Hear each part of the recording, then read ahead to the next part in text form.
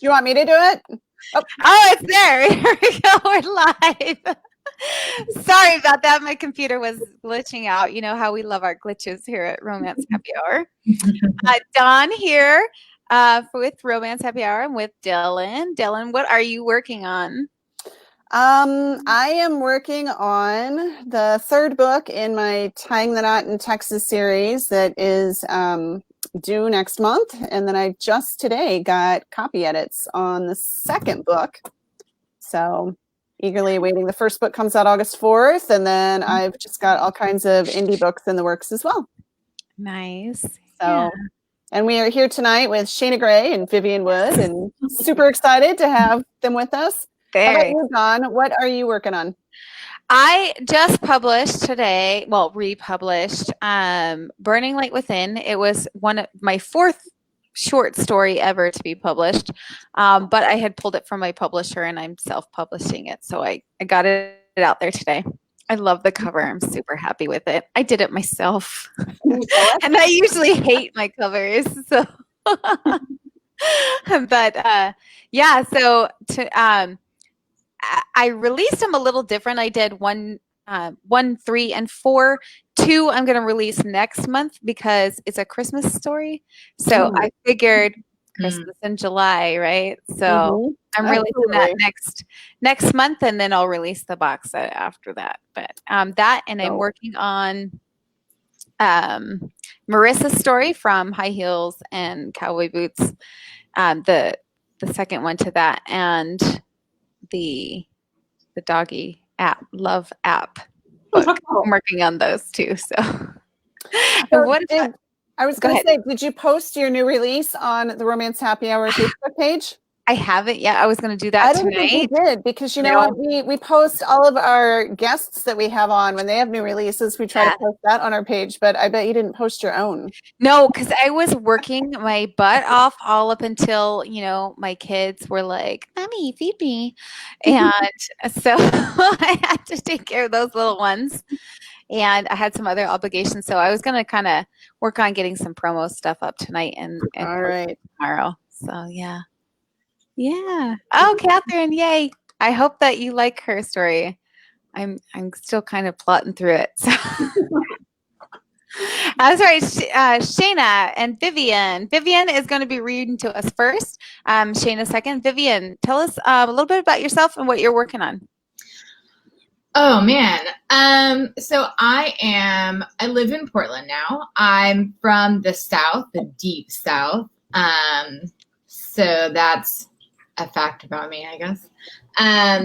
I am currently working on a series of books about royals, the dirty royals.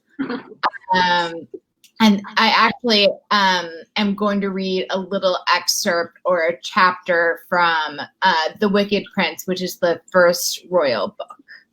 Yeah, and I've been doing this for, I don't know, like upwards of 10 years, I feel like. So yeah. And are you indie or are you trad? Mostly indie. I have a couple of hybrid titles, but yeah, mostly indie. So. Nice. And is it you write contemporary, historical? I do. Okay. I write contemporary new adult mostly. Centering around characters that are like just a little older than, they're not teenagers, but they're in their early 20s. So yeah. Awesome. And I personally like my books very steamy. So yeah, I had a tough time picking a PG-13 theme. Also very interesting. That was the hardest part of coming on this podcast. So, nice. Yeah. And what about you, Shana? Well, I live right just outside Toronto, so I'm Canadian, and I've been published since 2010, but I've been writing since, gosh, I was like little. So it's been a long, fun thing. I'm with Harlequin. So I'm the Blaze girl, you know. Oops. Yay! used to when it was there. So I got the Blaze books. I write contemporary. I started off writing erotic romance with Elora's Cave. So I have all those books back, and I will be self-publishing those. Needless to say, I won't be reading from any of those tonight. And then, so I've got this book here is Working Girl, and that's been translated into 6 languages around the world. Oh, wow. Really awesome. Yeah. And then I've got a series that is called Girls Weekend Away.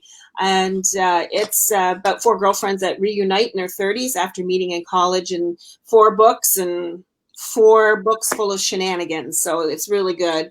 And so that's, and a bunch of other indies out there. So I'm a hybrid author. And I'm also working right now on a book, and tomorrow I have a lovely chat with my UK editor for a story that she seems to like. So everybody keep their fingers crossed.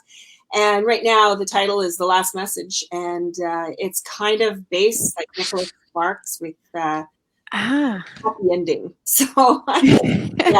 So I'm looking forward to that, and I'll be reading from any of these. So I don't know if anybody wants to tell me what they want me to read. That's fine. Just put it in the comments, and I'll just read the first chapter, I guess. So, quick question, Shana. So, do you write more? So you have Blaze, so it's a little steamy, right?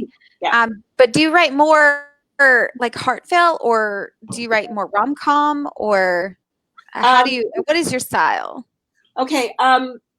I'm a heartfelt. I always have angst, and there always seems to be some kind of a mystery in mine. I love suspense, but these are not romantic suspense. This series, this is I've got 2 covers, so if anybody gets confused, these one, I can't find the camera. These ones here are the same book. This is the US book, and this is the UK book, and these are funny. And so these are rom-com, and The Working Girl is more women's fiction, and the Blaze are what they are, but there's still a lot of emotion in it, not just straight heat. So those 2 that you did, did you do those yourself? Those were your indie books, the 2 that you just showed us? These, the British that's the interesting thing. The editor I'm talking to tomorrow, this book was sold by them, and that's with Headline Eternal in the UK, and they're under Hachette. So this book is the world cover, and that's with that one publisher, and it's the same book, but it's only available in UK, and this one's through Entangled because they got the North American rights. This one is free right now on only here. This one's not, so that makes it complicated. So those ones are the series that I have out now. My other books out there, and they are erotic. The ones that are that you're available in my hybrid books. Yeah. Awesome. Yeah, it's so good trying to figure out whether to keep writing hot or to scale it back, but it always comes out spicy. Yeah, spicy is good though. I mean, all of our lovers. All of our lovers. All of our readers love spicy. Hello. Yes. I want to say hi to all the people popping in. I've got my normal glasses on, so I can't read your names yet until I get my reading. Well, Linda is our resident Canadian. Oh. She says, yeah, I'm Canadian, live close to Toronto, Ontario, in the burb of Scarborough. I was born in Toronto, and I lived in Scarborough until I was 20 when I got married. So where in Scarborough? I'm curious. I have to ask. She'll tell you too. She will. Good. Yeah, we love Linda. Linda's one of our faves. Linda's a regular. We can always count on her to. Linda also loves spice. So yes, she does. Yeah. You know what? Linda loves everything, because I asked in my reader group today if readers loved long series or short series, and Linda couldn't commit. That's both. Well, all right, so she says she's near the Toronto Zoo. It sounds I know, by Meadowvale. Yeah, I lived in McCowan and Lawrence area. It sounds like Linda would be the quintessential voracious reader. Oh, she is. Yeah. I want to hear that. I want all these voracious readers. Yeah. She does love everything. All right. So, Vivian, are you ready to go ahead and give us your book? think so. All right, I'm going to pop you up here, and everybody else is going to be muted. All right. Hi. All right. So this is an excerpt from The Wicked Prince. So let me see. Is there anything you need to know? So it's a story that is about Stella and Margot, and they met in New York City one night. Margot had no idea that Stellan was actually a prince. Now she's found out and is pretty steamed at Stellan for not telling her who he was. So that's that. Okay, so at 8:30, I hear loud voices approaching me. Opening my eyes and straightening from where I was slumped over on a couch, I look up. Eric and Stellan are heading down the hallway where I'm at, both dressed in baggy, paint-covered khaki shorts and scuzzy t-shirts. And behind them is a group of maybe 10 or 12 people that are all talking excitedly. Standing up, I brush off my old gray yoga pants and hole-filled black Sabbath t-shirt.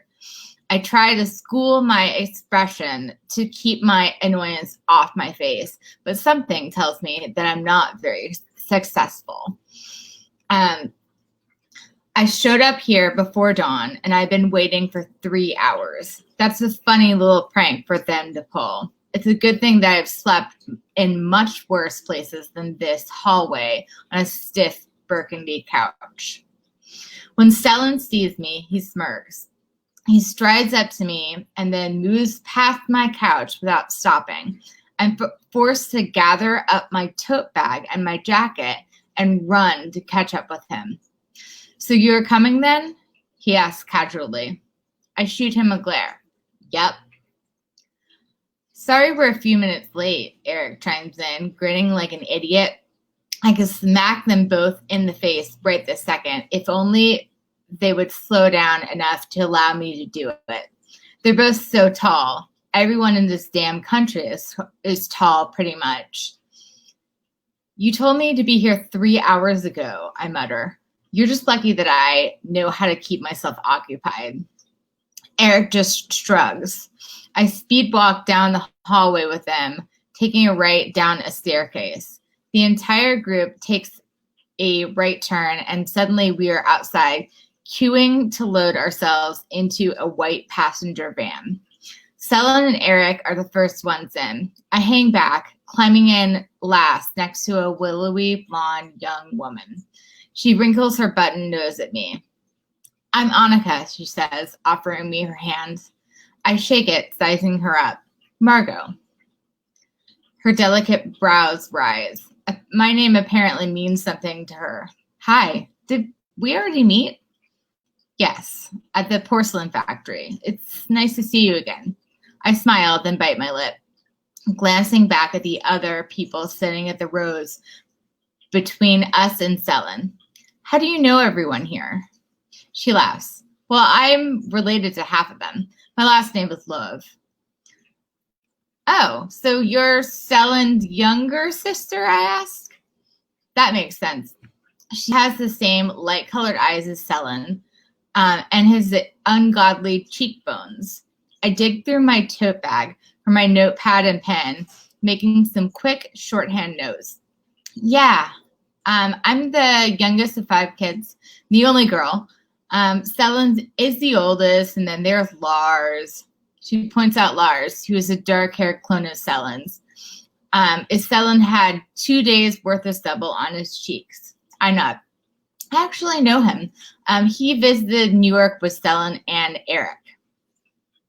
She rolls her eyes. Oh, don't get me started on Eric. He's a pain in my ass.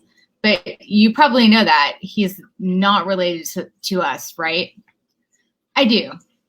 She nods. Over there, Anders is one of ours too. And then the rest are family friends. Well, that's only 4 love children, I say. She shrugs. Finn is the missing link, and he's out of town. Her eye roll hints that there is more to the story, but before I can ask anything else, the van rolls to a stop. I crawl out, looking around what seems to be an abandoned children's playground. Jungle bars with half the bars rotted away, seesaws that have seen better days, a long abandoned treehouse, and a geodome for climbing that appears very rusty and dangerous.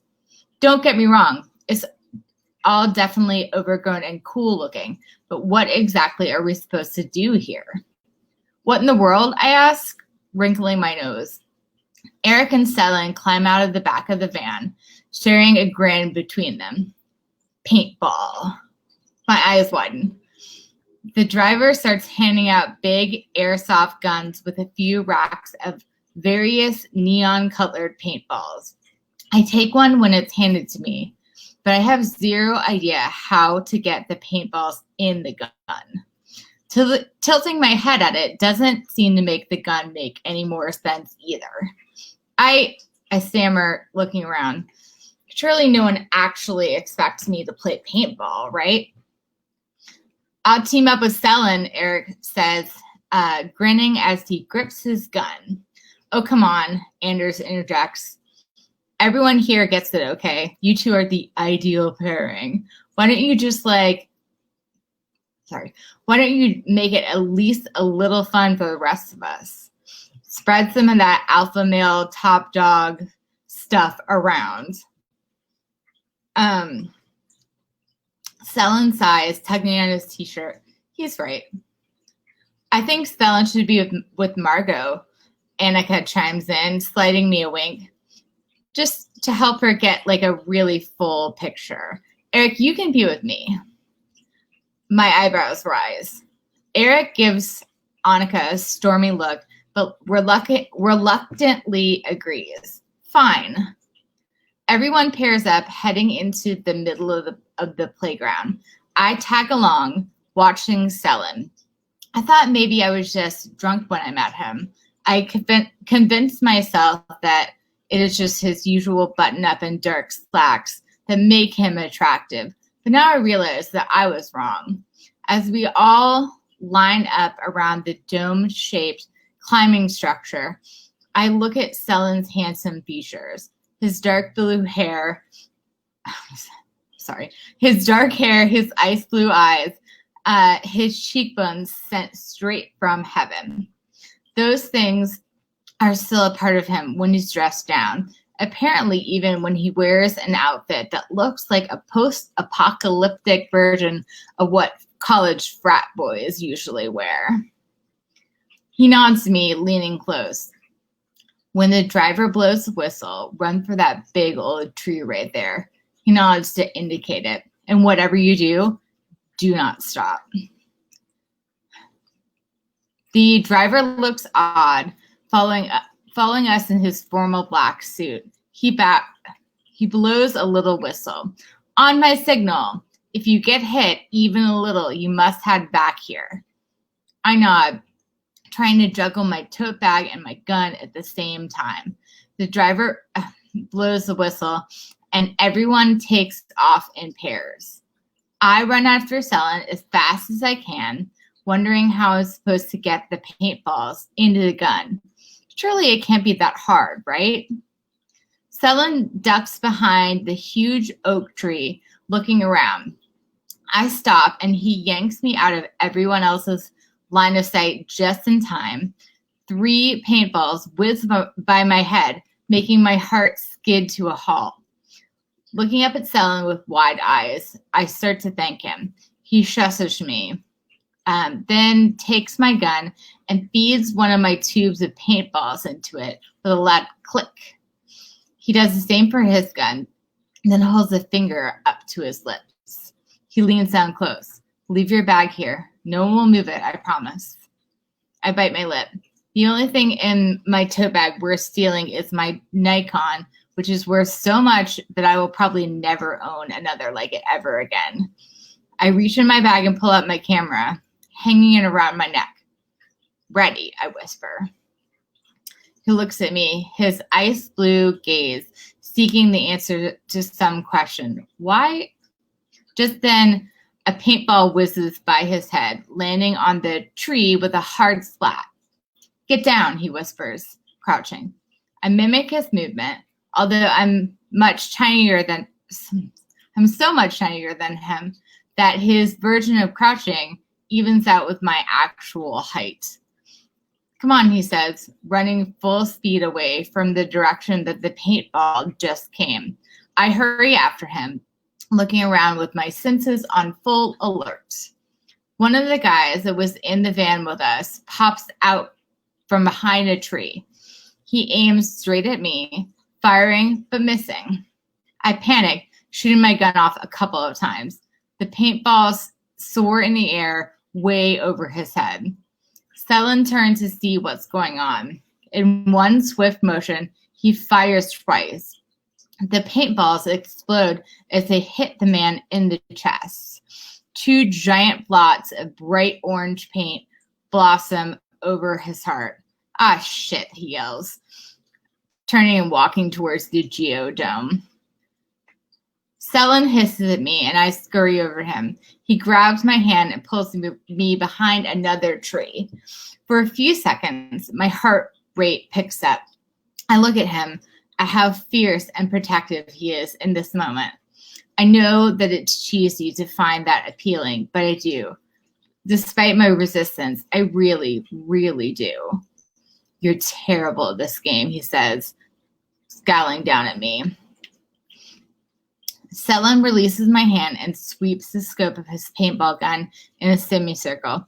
I shrug a little, trying to keep the fact that I'm obviously turned on by this kind of behavior under wraps. I can imagine that in a scenario where the end of the world has arrived and everyone is out for their own interests, I would want to have this guy in my corner. God, I need to say something, anything to change a topic in my brain. I don't like guns, I blurt out. He gives me an odd look. It's just a game, Margot. My cheeks heat. I know. Dylan's nose wrinkles. You know what? I think you're a snob. My jaw drops. Me? How am I a snob? This whole thing is your event, Your Highness. So what? It's something new. And I think that something new totally scares you. So you turn your nose up at it without even trying it out. And that makes you a snob. I narrow my eyes at him. Are we still talking about paintball? Or are you just like taking out what you feel about everything and projecting it onto this topic? He rolls his eyes. Do you have to read into everything, Margot? Can this not just be about shooting people with paint? Adjusting my gun, I size him up. I don't know. You tell me. Dylann sighs, scrubbing his hand through his dark hair. Why don't we declare truce just for today? You and I will be on the same side of the game for long enough to dominate. And then we can go back to our full-out class warfare tomorrow. How? Okay? The corner of my mouth kicks up. I give him a sly glance. Yeah, okay. He looks a tiny bit surprised that I just agreed. Okay, he repeats. Okay, good. There's a spot we want to get to over there. He nods. I don't know the right word. Where you are protected, but you can still shoot at the targets. I scrunch up my face. I think that's called a blind, maybe? All right, well, let's run over to it. This time, he looks at me, waiting for my reply. I can't help but nod. He bolts towards the blind, and I run after him. We make it there safely and peer out from behind the trees, sniping anything it moves. I can admit it. I have kind of a good time shooting people and yelling when unseen predators shoot through the trees. While we have this truce going on, it's easy to forget that he is Prince Dylann, heir to the throne of the Kingdom of Denmark. And I'm not just a commoner that he looks down on either. Just now, He grins at me in a way that makes me shiver. I bite my lip and grin back at him. We even high-five when I duck and roll narrowly to avoid a paintball to the chest. His gaze roves the world in front of us again. Come on, everyone knows we're where we are. We should make a run for it. And I think there is a good hiding spot this way. He takes off at a crouched run. I'm left trying to follow, beaming at him. We reach a large oak tree and he slows to a stop. He glances at my face, putting a finger to his lips. Then he holds up a hand, gesturing for me to wait. Just on the other side of the tree, the earth falls away, leaving a good deal of roots exposed. I lean over and look down as he jumps about 5 feet to the bottom.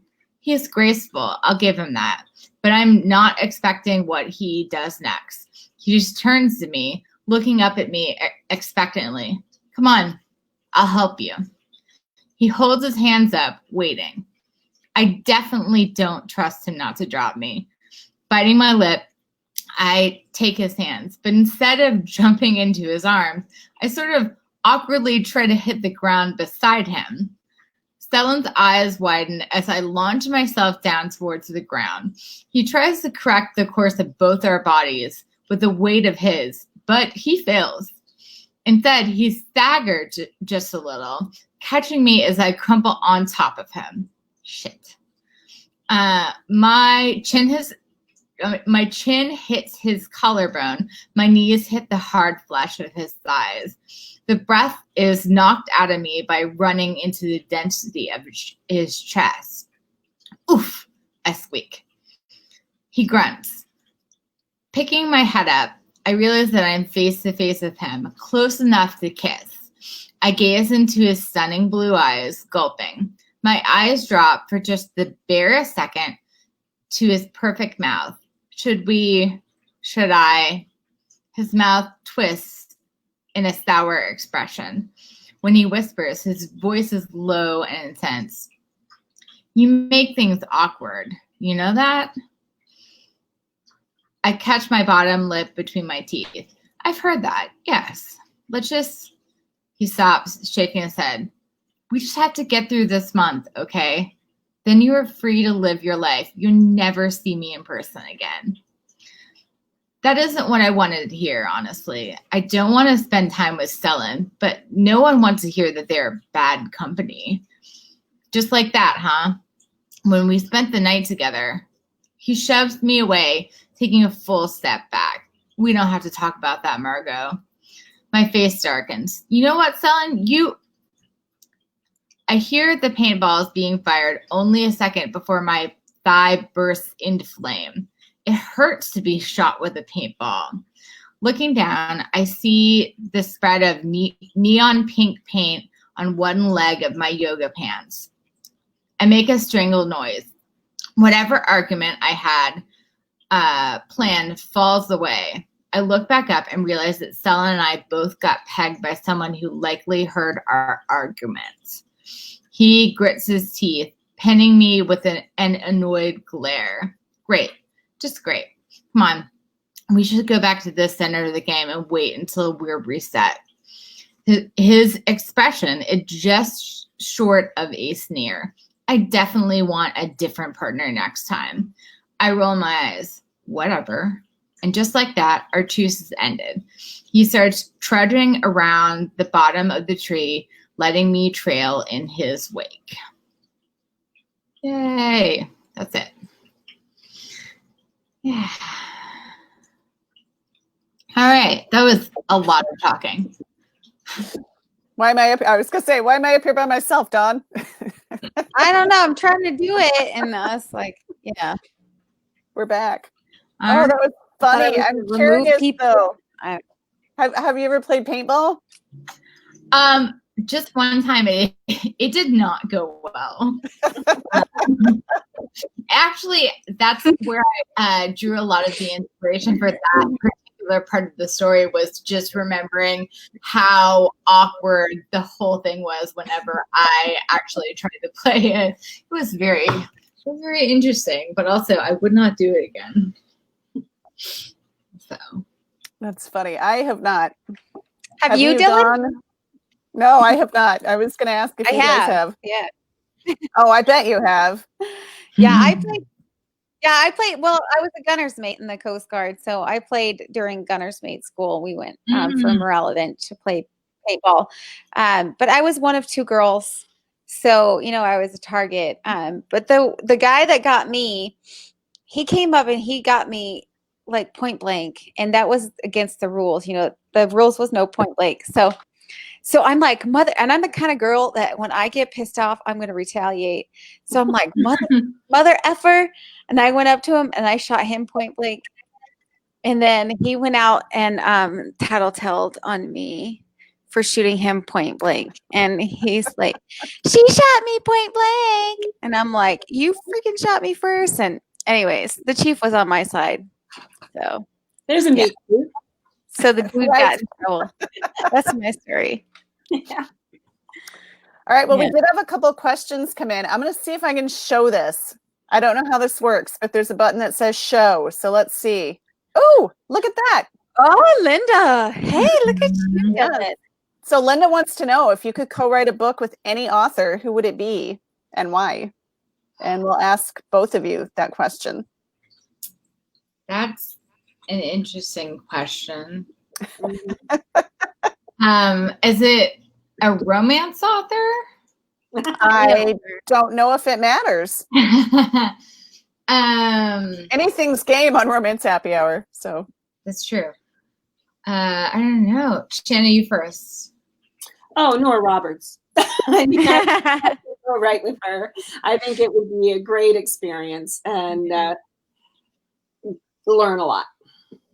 Which genre would you write with her? Holy cow, you'd have a lot to choose from. Paranormal or contemporary or suspense? I'd probably want to go in the suspense with her and the contemporary. So, but yeah, suspense. There we go. Have you ever written suspense before? Me? Even in your never to be released because I hate this book pile? Actually, this book had some suspense in it. And okay. It's called After the Hurt, and I've got the rights back, so I will be polishing that one up and getting it out. Most of my books have a little bit of suspense, but yeah, I've got a lot of manuscripts in the works that have suspense, and I think that's kind of where I like to go. So what goes on in your brain when you think suspense? How do you come up with your plots when it comes to those ones? Gosh, anything can be a plot. Like when, it doesn't matter. Like your paintball experience as a gunner, like right there's something, that could start a plot off. But I work for the police. So as one of, I'm not an officer, but so I saw a lot of stuff there. And I actually did submit a book to Love Inspired, romantic suspense. And it was based on a call that I had to listen to. And they loved the story, but they said they couldn't take it because it was too dark. Yeah. I had a Harlequin line looking at one of mine, but they couldn't take it because there was too much military in it. I'm like, all right, too much military. It was a boot camp book, so it was hard to love. So to my readers out there, but yeah, they didn't take it because it was too military for them. I'm like, all right, well, now I know I need to scale back my military. Yeah. All right. So did you come up with an answer yet, Vivian? I did. So I think I'm going to go somewhere closer to home and say that I would either write with my my BFF, who is known as Roxy Noir. Oh, I love Roxy. Oh yeah. Roxy. Yes. The shit, basically. She is definitely awesome and also sort of infuriating, mildly. That's all right. I have plenty of flaws of my own, so we work somehow.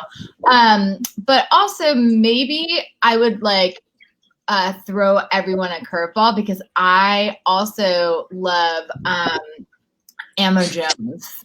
I just like love all her books so much. So I'm low key stalking her. There is an author that I would love to write with, and we've actually plotted out a scene, and her name is Vivian Cahill. So one day, she lives in Singapore, and I think she's watching here at 7 o'clock in the morning there, or whatever, it's 12 hours. So we have an idea, and she's just got to stop writing so much, so we have time to write this story. I feel like that's Dylan, to be honest. Dylan is always writing. I don't know. I feel like there's two of her. Like maybe she has this twin that she doesn't tell anybody about because she's always marketing, but then she's like, I wrote like 4,000 words today, and I'm like, really? Because you were all over marketing all day long. If I had a clone, I would chain her to the washing machine and the dryer, and she would only be allowed to do laundry and clean my house. So. Do you dictate? I don't dictate, but I want to dictate. My one experience, my experiment with dictation ended up with me spending about 3 or 4 days fixing like the 3,000 words that I dictated. And so I think there's a learning curve that goes with dictation. There has to. I mean, I got about 10 words in once, and then I'm like, nope. So I feel like once you really start like figuring out how to make that flow work, though, like I know so many people that are so like proficient with it, I guess. Yes. Well, all of mine have been dictated because I've had 3 carpal tunnel surgeries. Oh, ouch. Yeah, this is my main mic that I use. And is that the snowball one? Yes, I do. Okay. And so I've got that, and I talk into my phone, and I figure out how to do it. But like for me, if I dictate in an hour, I can easily get 4,000 words. Yeah. So you can really. Oh yeah, it's fast. We're gonna have to talk because I need to get that many words in an hour. Okay. We've got a few more questions. We always run out of time. I feel like it's already 8:40 here. Karen wants to know, what is your favorite part of being an author? Who's first? I'll go first. I think my favorite part of being an author is that I literally have to have this job because I am like everything else in my life I've just been like okay at, or even like a little bit bad at. I was a bartender for a long time with like a serious attitude, and I was never fired from a job, but like was definitely encouraged to leave at one point or the other. And I like having a job that first of all I cannot get fired from, but second of all I love having a job where I get to like basically tell people what I think and give my opinions, which nobody asked for. But when people buy my books, they don't know it, but like I'm sprinkling little seeds of like my personal feelings. Yeah. Yeah. That's a great answer. For me, I just I get excited about the story, and I've been in a bit of a dry spell of writing in the last probably 6 to 8 months, which I seem to be coming out of with excitement now.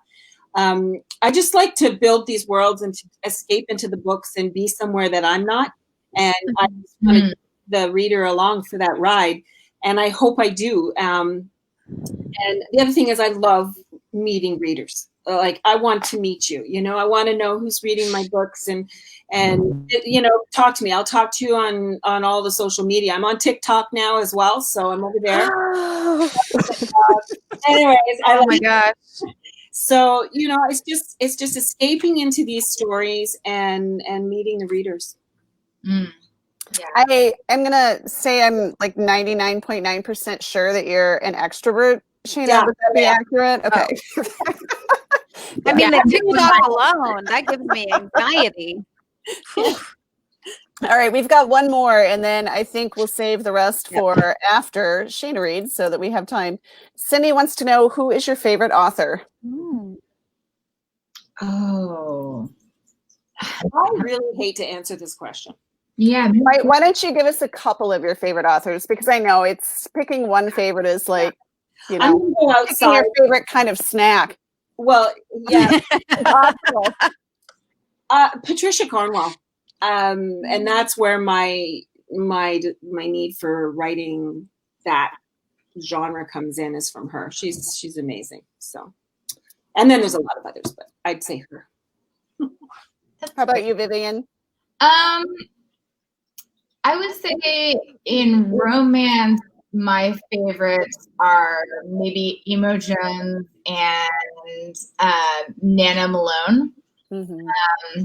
Because that's just the kind of like story that like gets me right in the heart. Like, ugh.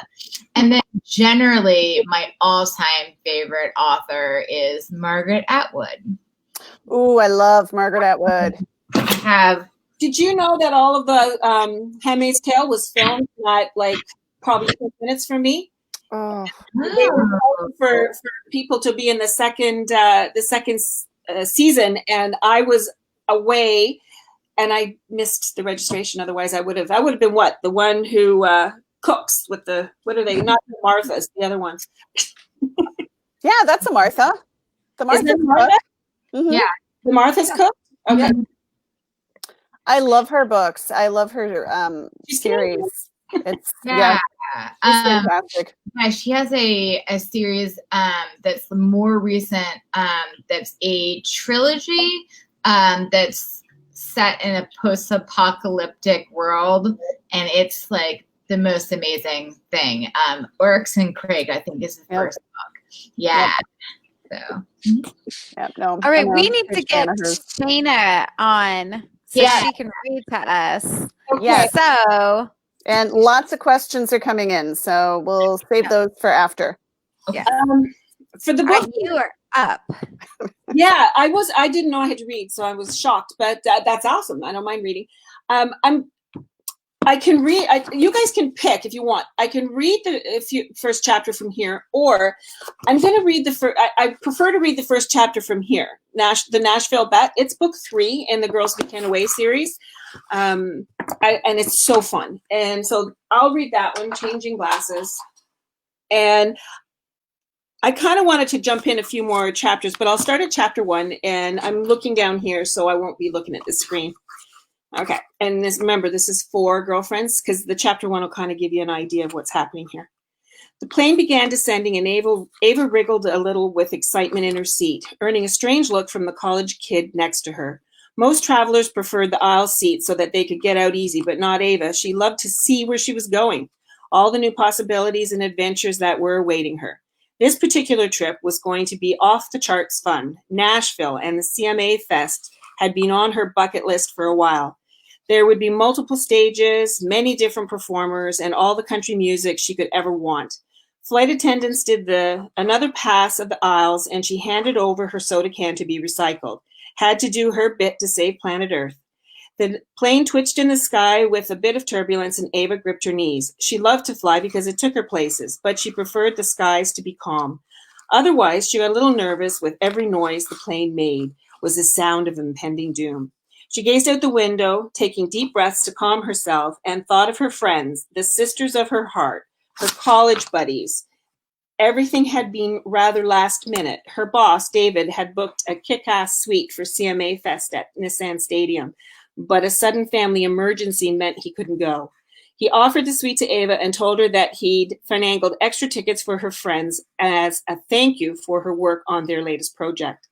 Ava had been all over that, and her friends had jumped at the chance to watch amazing country acts in luxurious and air-conditioned comfort. Ava loved all music, and Celia, Bonnie, and Freddie also loved country music, so Ava had no doubt this trip was going to be a blast. Celia and Bonnie had taken over planning the itinerary.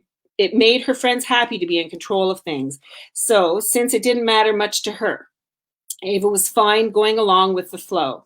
Tonight they were killing two birds with one stone by going line dancing and meeting up with the guy with the extra tickets. He was a friend of David's who apparently lived in the area. He was going to be a whirlwind trip. It was going to be a whirlwind trip, really. The CMA Fest ran until Saturday with 3 days of concerts in many different locations. Ava knew they wouldn't be able to see all of them, but it sure was going to be fun. Bonnie had made noises about, why can't this guy just leave us tickets at the hotel? But Ava didn't mind. She knew everything would work out. Besides, she had his contact info just in case something went awry. The plane leveled out as it continued its descent. The sun was low in the sky, and Ava saw shards of golden light glinting off the miniature-looking buildings through the window. Seeing Nashville on the horizon filled her with a powerful sense of coming home. Ava had happily grown up in the country in a small farming town out in the Midwest, but college and her friends had shown her the bigger world. There was so much to see and explore. She still went home for holidays, though, but that time was spent catching up with her family and finding out the latest news, not going to the nearest honky-tonk and cutting loose. She was looking forward to reconnecting with her roots. As a child, Ava had sat in her grandfather's workshop while he puttered about doing some woodworking and old school country music played through the tinny speakers, accompanied by the sound of sandpaper against wood. She couldn't hear Patsy Cline without thinking of him. Ava still preferred the big female country stars like Carrie Underwood, Shania Twain, Miranda Lambert, and Faith Hill. There was no denying, though, that the country music was still dominated by the boys. Many of the so-called bro country songs didn't appeal to her at all. The college kid leaned forward to push his backpack more securely underneath the seat in front of him. When he sat back, his legs spread wide, and Ava moved closer to the window to avoid touching him. She was sure he didn't mean to manspread and that they were almost on the ground, so it wasn't worth the awkward conversation to ask him to move back into his space. Still, this was just another sign that there were no more considerate gentlemen left. Bonnie and Celia had found their happily ever afters on the previous trips that left her and Freddie to find theirs. Ava had gradually become so disappointed in the male species over the years, it had been hard not to just give up on finding her true love. But no, those were quitter thoughts, and she refused to let go of her dreams. Ava would never, ever let herself think otherwise. She knew the man of her dreams was out there. One day, somewhere, somehow, she would find him. Now, if that wasn't a country song in the making, she didn't know what was. Country music was all about storytelling, and telling love stories was one of the favorite things to do. Whether it was swearing to always love someone, feeling a slow and steady rush, or celebrating still going strong, there was a song for every feeling, every situation. Country music had such a strong romantic flair, and Ava loved the heartbreaking tales. She was a sucker for them. And even though she invariably cried in Nashville, it was the heart and soul of country music. Ava squinted and looked at the city below. Not long now until touchdown. She was meeting Freddie on the curb outside baggage claim, since it was the easiest point of connection without Freddie having to park. Her friend was driving up from Florida, saying she needed the time away from her job as a wedding dress designer. Endless hours of car is my peace, she insisted. Out of the four of them, she and Freddie were the most opposite. Ava chose to give people the benefit of the doubt and to see the good in them, while Freddie took a more cynical view of life. Ava sighed and sat back in the seat, letting the sun bathe across her face. The plane banked sharply, the light turning to shade, and she heard the wheels come down. Touchdown was easy, the taxi to the gate uneventful, and disembarking the plane was the typical shuffle down the aisle. She pulled her phone out of her purse and went to the group chat with her friends and typed, "Nashville, I am in you." Then she skirted a family who had stopped at the end of the jetway trying to organize their screaming kids. Ava's long legs took her swiftly through the crowd that was dawdling along. She had on sneakers instead of her preferred heels, so she could fly through the crowds easily. Teamed with the flattering skinny jeans and a buttercream yellow blouse. She flipped her hair over her shoulder, wishing she'd tied its thick auburn mass up in a bun. She felt coated with sweat and grime, and she was eager to shower to get the airplane cooties off her once they arrived at the hotel. Ava was a bit of a clean freak. No, she wasn't a germaphobe, but she did her best to avoid anything using public transportation. A flight attendant had told her once to wipe down her seat and tray tables before departure, and she had taken that advice to heart ever since.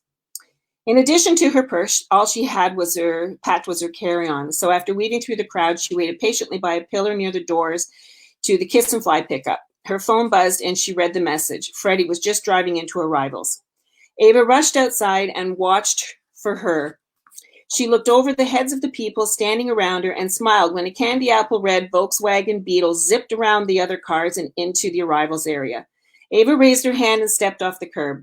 Freddie screeched to a halt, the sound echoing off the walls. The back hatch popped up and Ava fired her carry-on inside, slammed the hatch, and climbed into the front seat. Ava, so good to see you, girl. Freddie greeted her while looking into the rear view and side mirrors, waiting for a break before bursting back into the traffic, blaring the horn. Thanks so much for picking me up. It sure beats taking a taxi to the hotel. Ava settled in her seat and put her huge satchel, which carried everything she could possibly need, between her knees on the floor. You know it's no problem. She put on the turn signal, instructed Ava. Hang on to your hat. This place is a zoo and I want to get out of here. Freddie pulled a Mario Andretti, quickly cutting out from between a couple of cars around a pole that reminded you to watch for pedestrians in the traffic, and then they were shooting out the other end away from the airport. One day, Freddie, one day, you are going to get in a crash, Ava told her as she pushed herself harder into the passenger seat and braced her feet on the floor. This reminded her exactly why she wasn't a fan of driving with Freddie.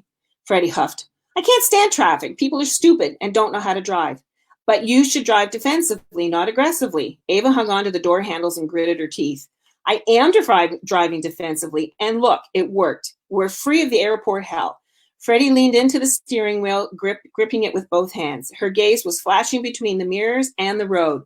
Ava wondered why she still held so tightly to the wheel since she was through the traffic. Then again, Freddie had been just as intense a driver back in college as she appeared to be now, whether stuck bumper to bumper or racing down the interstate. I'm checking time, 9:53. So you can let me know if I'm still supposed to keep going. I'll go and You can, if you want to, just however much you want. Yeah. If you want to keep reading, you can, or you can stop. we shut off at 9, right? And people want questions. Yeah.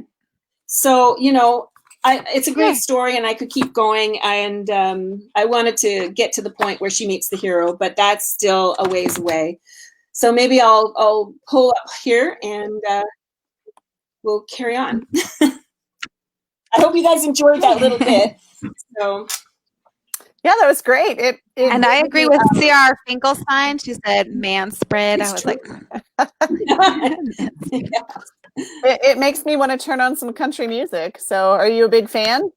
I watched Nashville so that I could get a flavor of this. I like country music. Yeah, I love Little Big Town, and they're in the book. And I every now and then I'll tweet and say, "You're in my book," because you just never know.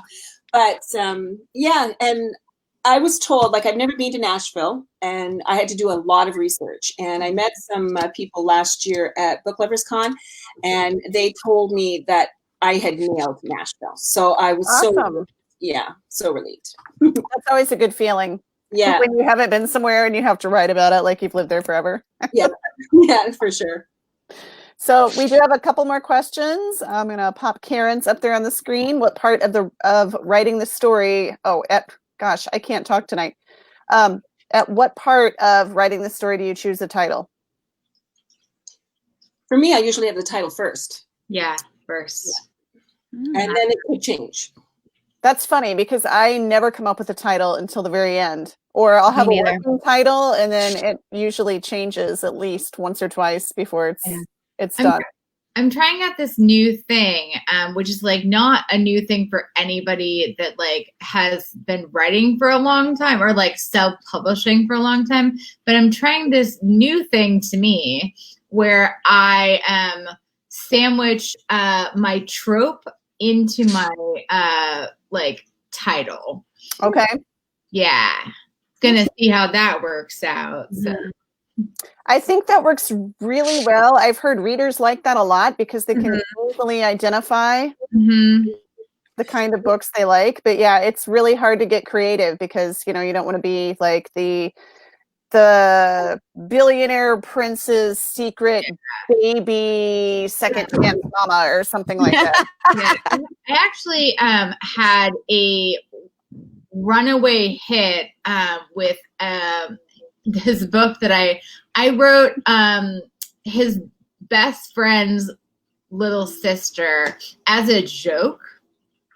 And then unbeknownst to me, everyone like loved it, couldn't get enough of it. And then I couldn't replicate that success. And I was very frustrated by it. I was like, why are people reading my very obscure books?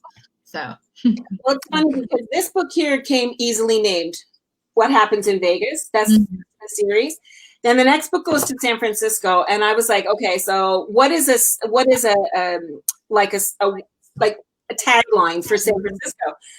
Couldn't come up with it. My editor in the UK, she's great at titles. She came up with this: Meet Me in San Francisco. Yeah. And then for Nashville, it was so hard to know what to do, but then we came up with the Nashville bet because there's a bet in there.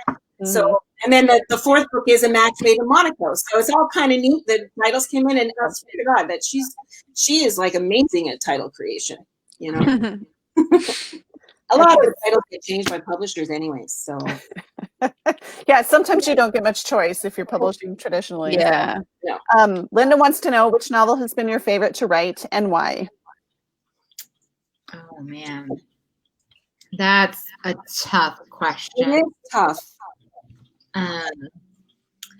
I loved writing all my eroticas, which are not out. I had fun. The very first one, I literally was like squirming on my seat as I was writing because I'm like, oh, I can't believe I'm saying that, you know? So it was kind of funny. But I'm going to have to say for mine, it was this one, A Taste of Paradise. I was in it with Leslie Kelly.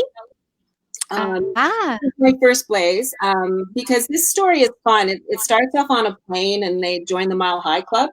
And what's funny about this is my editor, when I saw her later, she says to me, I have to tell you a funny story about your book.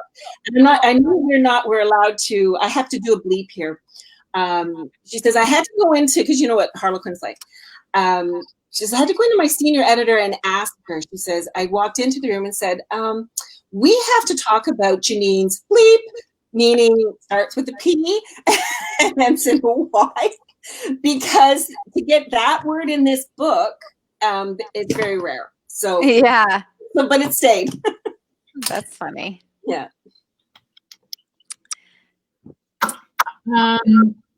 I'm not sure how to answer that question.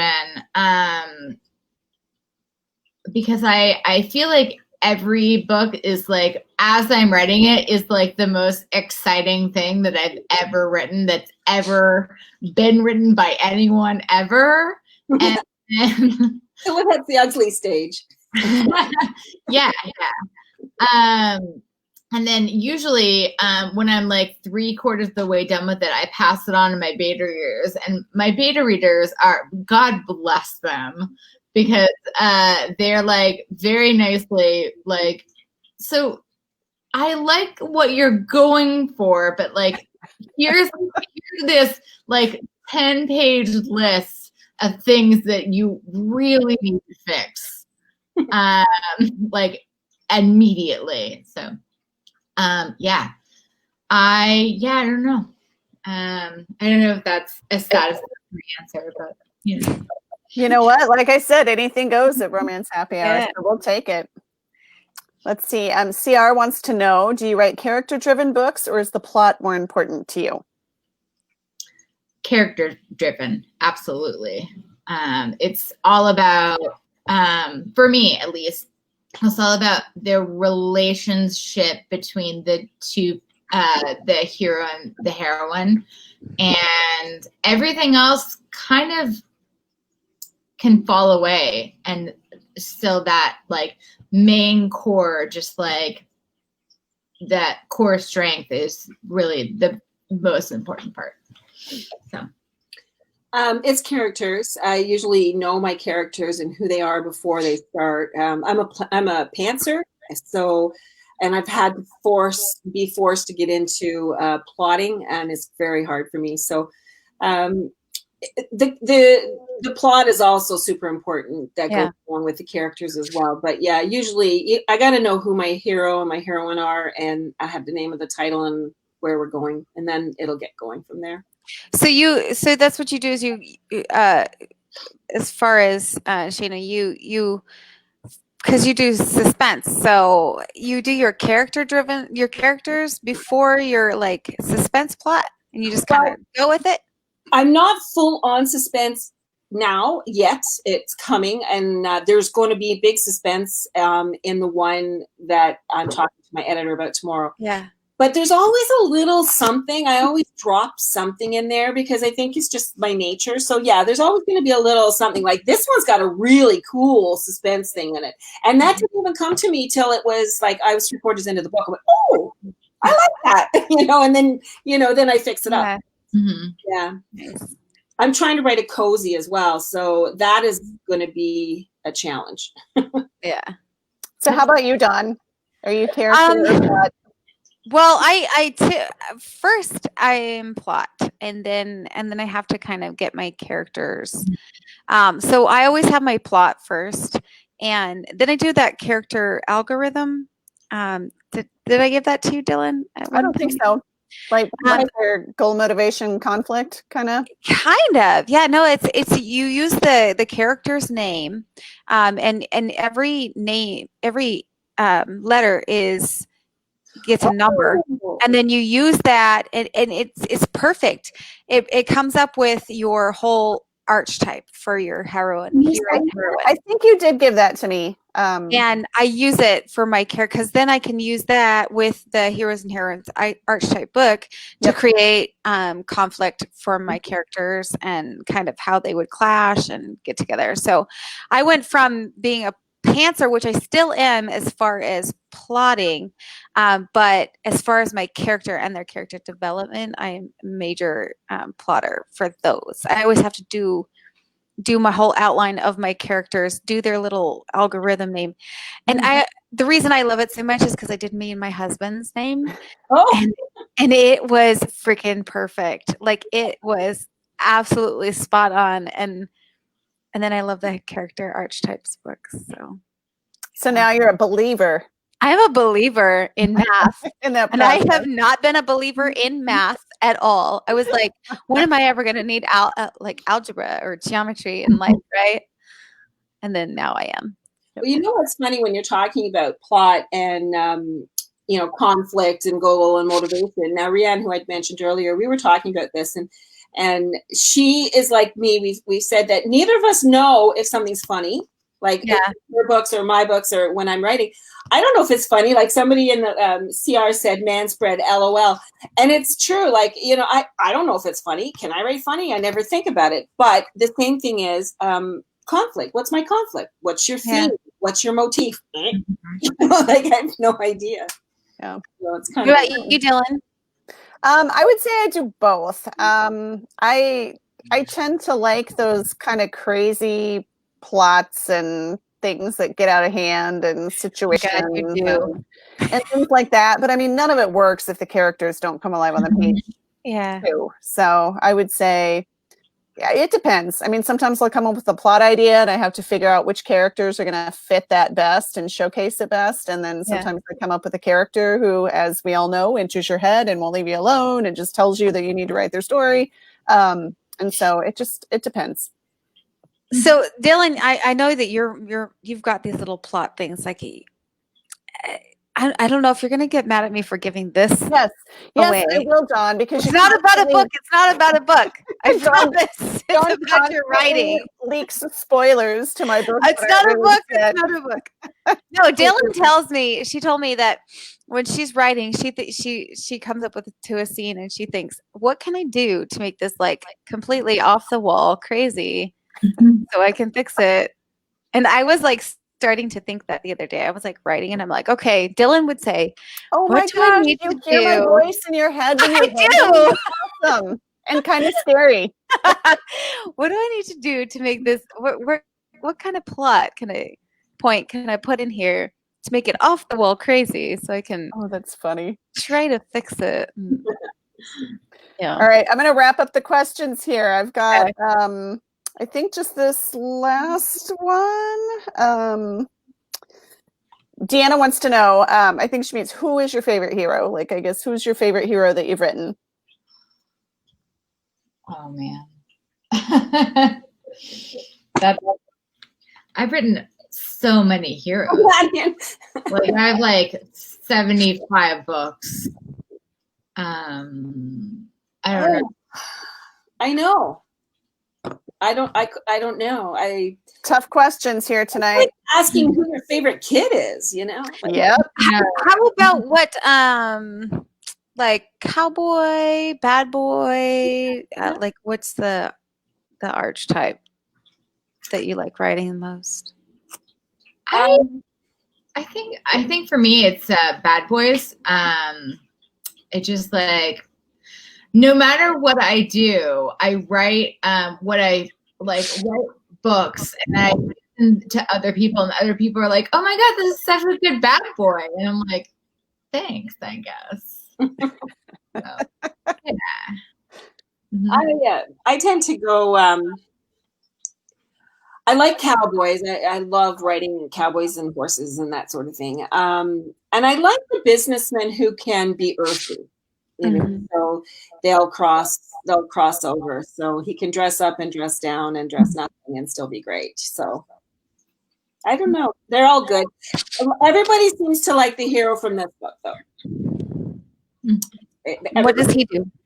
He's a very rich guy. He's a millionaire. They run their own business, and billionaire probably he'd have to be, because million is just not enough these days, is it? Right.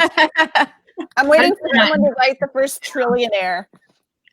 Well, we've got, who's that? Elon Musk is going to be there.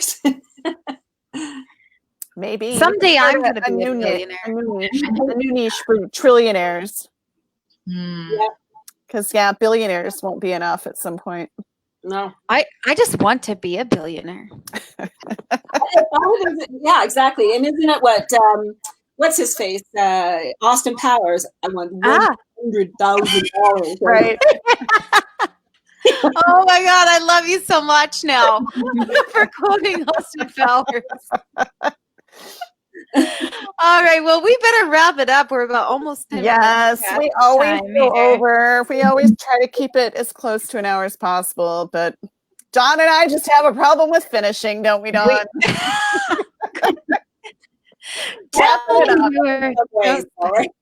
Wrapping it up. Okay. Well, Innuendos. everybody, and come find me on social media. I have a reader group, Shana's Secret Reader. So if you want to hop on over there and jump in, and if you want to find all my links to everything, it's on the front page of my website, shanagray.com. And we have an amazing giveaway from you ladies today. Vivian, you're giving away 2 copies of my entire backlist. Oh, the entire list, 2 copies. And that's 75 books, you said? Oh, no.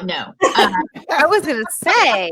Yeah, I mean, I have 75 books that I've ever written.